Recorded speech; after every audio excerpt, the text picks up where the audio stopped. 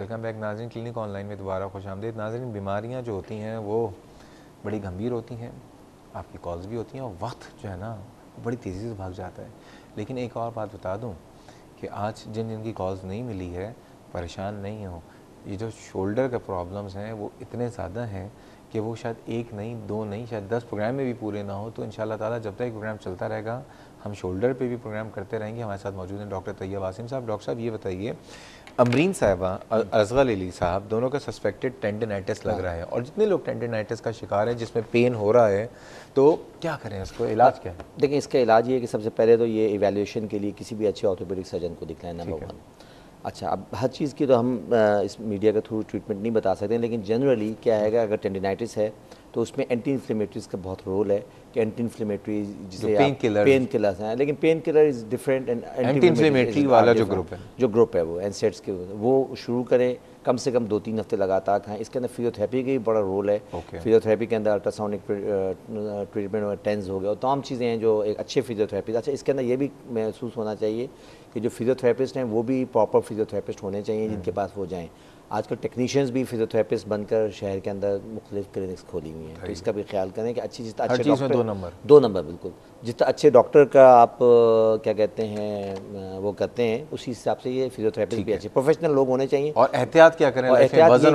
वज़न उठाना हो गया, कोई ऐसी जो ट्रिगरिंग पॉइंट है, मसलन जो पहले बताया कि लोग कोशिश ये करते हैं अपनी जगह से बैठे रहें और पूरी ताकत से पुल करें कोई चीज़, तो वो इसका एहतियात करें। कोई ऐसी चीज़ ना करें जिसकी वजह से उनके एबनॉर्मल मूवमेंट्स हों, या किसी वजह से बाद लोग आजकल आपने देखो ये मालिशियों से या उनसे दबाते भी बहुत हैं, उनके भी हाथों में बड़ी सख्ती होती है। आमतौर पर हमारे पेशेंट्स बहुत आते हैं कि डॉक्टर साहब, पता क्या कहते हैं, वो चंपी करते हैं, हाँ चंपी, वो बड़ी मतलब ख़तरनाक चीज़ें हैं। लोग इसको भी एहतियात करें कि प्लीज़ अगर करना है तो घर के अपने जो इंटीमेट रिलेशन वाले हैं, अगर क्या कहते हैं बहन भाई हैं या बेटा बेटी हैं, तो इस तरह से वो बेहतर है, बजाय ये कि घर के अंदर आप ड्राइवर को, चौकीदारों को कह रहे हैं कि आप करें। वो ज़ाहिर तो बेचारों को क्या मालूम, खिदमत तो कर देते हैं लेकिन इतनी खिदमत हो जाती है, तो इसका ख्याल करें।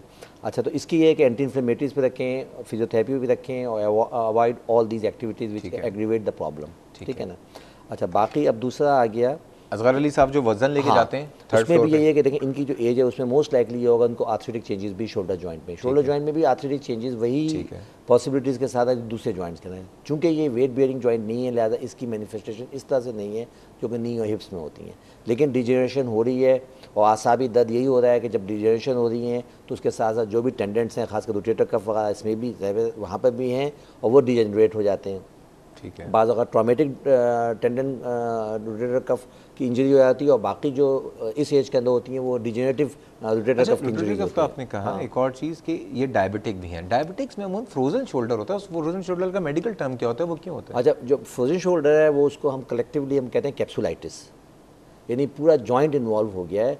रोटेटर कफ 3 जो टेंडेंट्स हैं उसकी डिजेनरेटिव प्रोसेस या वहाँ की ट्रॉमेटिक इंजरीज हैं, और जो कि अबडक्शन यानी उठाने के अंदर प्रॉब्लम होती है। और जो फ्रोजन शोल्डर है वो पूरा कैप्सूल इन्वॉल्व किया है, पूरे जॉइंट को फ्रीज क्या होता है कैप्सूल? वो पूरा ये देखिए मैं बताऊँ, हाँ, ये जैसे ये आपका हेड है और इस हेड के अंदर ये रोटेट कर रहा है, ये बॉल है और ये सॉकेट है, ये बॉल है, ये बॉल पूरी बॉल है, ये पूरी बॉल है। और ये जनाब अगर फोकस हो रहा हो तो ये देखें, ये इसकी जो कवरिंग है ना लेयर्स, उसके अंदर पूरी इन्फ्लेमेशन आ जाती है और इन्फ्लेम्ड होकर इसके अंदर जम जाता है, तो फ्रीज हो जाता है एग्जैक्टली। और जब फ्रीज होता है कि that patient is unable to even. क्या रीजंस होते हैं फ्रोजन शोल्डर की? डायबिटीज़ है, डायबिटीज़ के एसोसिएशंस हैं, कोई पुरानी रोटेटर कफ इंजरीज पुरानी लिंगर ऑन हो रही है, उसके वजह से क्या वो डिस्यूज़ हो रहा है, फिर होते होते कि वो जब डिस्यूज़ हुआ तो उसने पहले 0 to 90 डिग्रीज तक करता था, फिर कम हुआ 0 to 70 पे आया, फिर 60 पे आया, फिर 30 पे आया, यानी इतना तक हो गया। फॉरवर्ड फ्लेक्शन ही नहीं हो पा रही, ना इंटरनल रोटेशन हो रही है, ना अपडक्शन हो रही है, तो होते होते वो फ्रीज हो गया उठा के। अगर शुरू में रोटेटर कफ की जो भी ट्रीटमेंट्स हैं उनकी इंजेक्शन लगा के ट्रीटमेंट कर लें या उनकी क्या कहते हैं फिजियोथेरेपी से ट्रीटमेंट करें तो ये कंडीशन ना आए। ओके, और फिर डायबिटीज़ को भी कंट्रोल करना चाहिए। ये वो लोग जिनकी डायबिटीज़ कंट्रोल है उनको भी हो सकता है? हो सकता है, बिल्कुल हो सकता है, बिल्कुल होता है। डायबिटीज़ के साथ एसोसिएशन है, ये ज़रूरी नहीं है कि डायबिटीज़ अगर कंट्रोल है उसके साथ ना हो, नहीं, हो सकता है, होते हैं। सायरा साहबा का जो मसला था कि उनको कोहनी में भी दर्द है, उनके कान के पीछे भी दर्द है, उनके शोल्डर में भी दर्द है, 50 साल उनकी उम्र है, वो कहती हैं ऑस्टियोपोरोसिस उनको डायग्नोज भी हुआ है, उनका क्या मसला लग रहा है? अच्छा देखिए, इनका मुझे जो लग रहा है कि इनका जब टी स्कोर हुआ है तो more of 50 years, most likely अगर टी स्कोर यानी वाकई में ये इनका DEXA scan, proper DEXA scan हुआ है और उसमें देखने माइनस कितनी है, -2.5 से अगर नेगेटिव की तरफ जा रहा है, -2.5 और -3 तक है, तो she should have a bisphosphonate treatment, जो भी ऑस्टियोपोरोसिस की ट्रीटमेंट्स में वो करें। और इस एज के अंदर सर्वाइकल स्पॉन्डिलोसिस भी इनको हो सकता है, यानी डिजेनरेटिव प्रोसेस इनके चल रहे हैं, तो नेक में जब ये होता है तो शोल्डर में पेन आता है, तो ऑस्टियोआर्थराइटिस की जो ट्रीटमेंट है वो करें।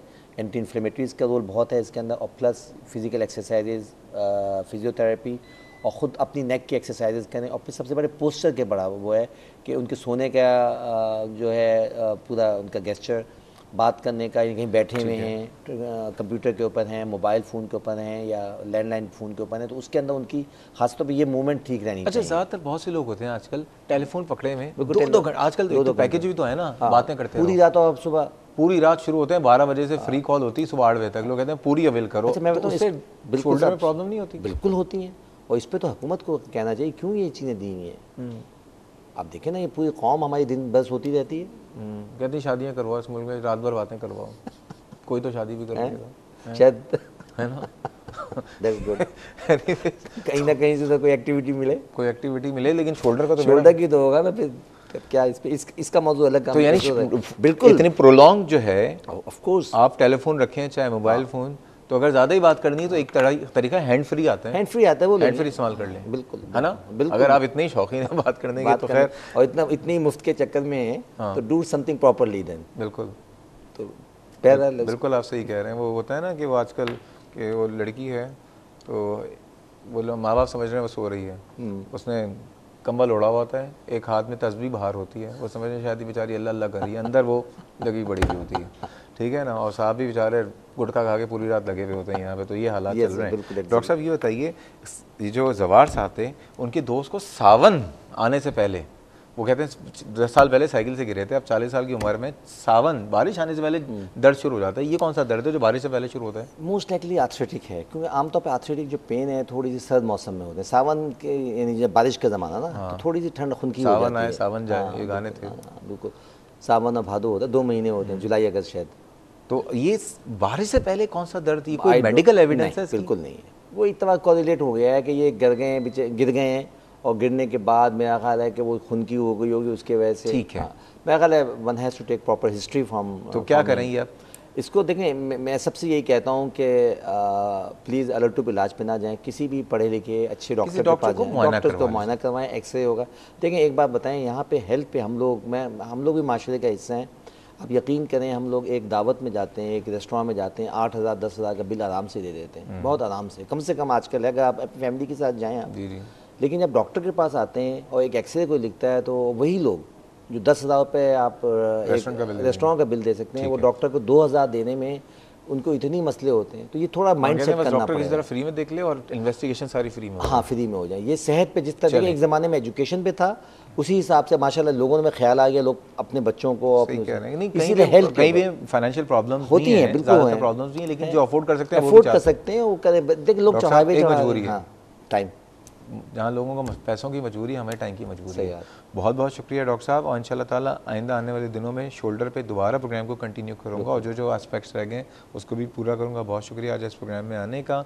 नाज़रीन, ये था हमारा आज का प्रोग्राम, और कोशिश ये की है कि हमने शोल्डर डिसलोकेशन पे टेंडिनाइटिस और कैप्सुलाइटिस जो कि फ्रोज़न शोल्डर होता है उस पर बातें की हैं, और मज़ीद इंशाल्लाह ताला जो शोल्डर से रिलेटेड और भी प्रॉब्लम है, इसके अलावा सर्वाइकल स्पॉन्डिलोलाइसिस, इस पर भी इंशाल्लाह आइंदा आने वाले दिनों में प्रोग्राम करेंगे।